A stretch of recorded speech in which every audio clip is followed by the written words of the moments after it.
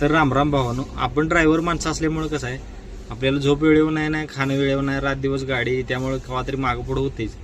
त्यात आपल्याला महत्त्वाचं म्हणजे काय, बऱ्याच जणांनी पित्ताचा वगैरे त्रास होते किंवा जळजळ होत्या. त्यात जर मावा गुटख्याचं काही जरी खायचं असलं तर ते काय विषयच क्लोज आहे, मग जास्तच प्रमाण वाढते. तर काय करायचं, असली एक तांब्याची बाटली घ्यायची, जरा महाग आहे. ह्या बिटलीची काय मी ॲड करीत नाहीच, नाहीतर काय सांगायला लागलाय असं म्हणशीला.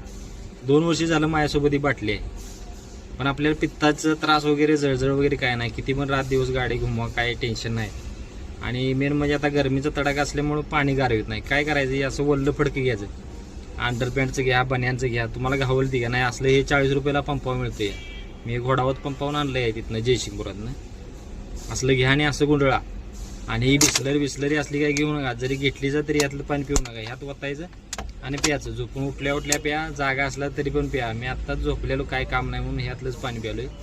तर फरक पडतोय म्हणून सांगतोय, नाहीतर तुम्ही विनोदाचा विषय म्हणून काय बी थापा लावतोय. आपण थापा बी काय लावत नाही, आपल्याला फरक पडलाय म्हणून सांगतोय.